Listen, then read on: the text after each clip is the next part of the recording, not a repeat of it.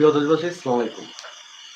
আপনাদের আদৌ কি মনে হয় আমাদের এই অন্তর্বর্তীকালীন সরকার আমাদের দেশকে সংস্কার করতে পারবে বা পার্শ্ববর্তী যেকোনো সহিংসতা থেকে আমাদের রক্ষা করতে পারবে? কি মনে হয় পারবে? একটা জিনিস দেখেন, আমি আজকে বেশি কিছু নিয়ে আবার কথা বলব না, শুধু এই ইলিশ রপ্তানি নিয়েই কথা বলব। আমাদের অন্তর্বর্তী সরকারের পানি ও মৎস্য উপদেষ্টা মহোদয়, উনি ১ম উপদেষ্টা হয়ে আসার পরেই উনি ১ম দিনই বলেছিলেন যে, আমরা কোনো প্রকার ইলিশ রপ্তানি করব না। আগে নিজের দেশের মানুষ ইলিশ খাবে, তারপর আমরা রপ্তানির চিন্তা ভাবনা করব। তো সেই কথা বলে আমাদের দেশ ও দেশের মানুষকে আশ্বস্ত করেছিলেন। আমরাও তার কথায় অনেকটাই খুশি হয়েছিলাম। খুশি, কারণ আমরা এখন ইলিশ খেতে পারবো। কিন্তু তারপরে ১ মাস চলে গেল। কিন্তু আমরা কোনো প্রকার ইলিশ রপ্তানি হইতেছে না, সেই কারণে দাম কমবে বা কমছে এ ধরনের কোনো নিউজ পাই নাই। এমনকি বাজারে গিয়েও এই ধরনের কোনো কিছু দেখতে পাই নাই যে এখন তো ইলিশ রপ্তানি হচ্ছে না। এখন তো আমরা খেতে পারবো, কম দামে খেতে পারবো। আমাদের আর আকাশচুম্বী দাম দিয়ে কিনতে হবে না।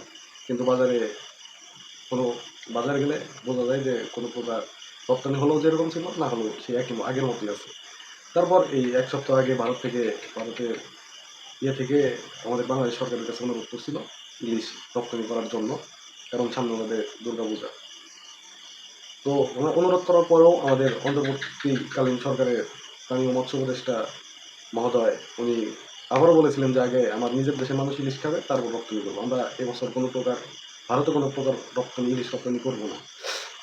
কিন্তু হঠাৎ করে আজকে দুপুরে ঘুম থেকে উঠে দেখি বাংলাদেশ থেকে ৩,০০০ টন ইলিশ রপ্তানি করবে বাংলাদেশ।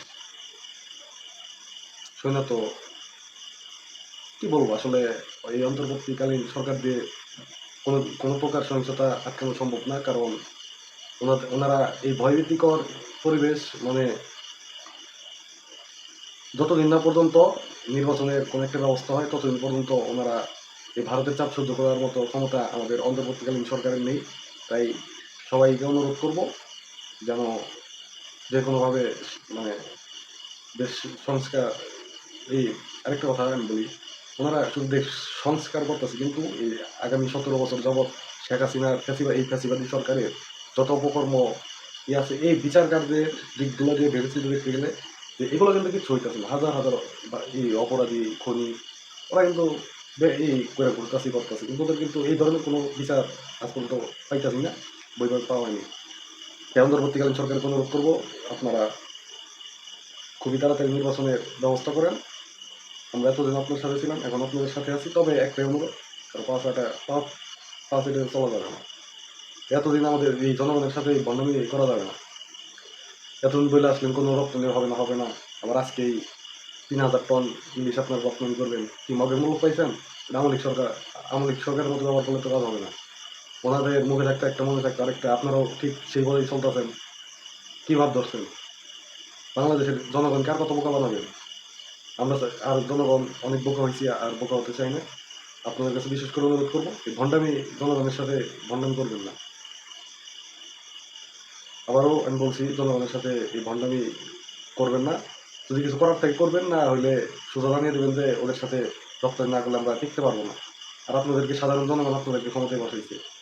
জনগণের সাথে বেইমানি করে আমার পাশের দেশের সাথে আমার মিল দিয়ে চলা লাগবো, আমার পাশের দেশের সাথে আমার নিজের সম্পর্ক, ব্যক্তিগত সম্পর্ক বাড়ানো লাগবো, এ ধরনের মনোভাব নিয়ে চললে দয়া করে পদত্যাগ করেন।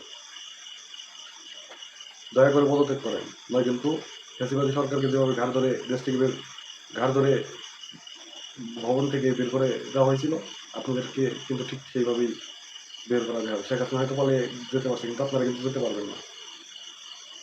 সেই সকল বিষয় চিন্তা করে চলাচল করবেন, কাজকাম করবেন। আশা করি ভালো কিছু করার চেষ্টা করবেন। এই চাটাচাটি আমলিগের মতো চাটাচাটি করবেন না।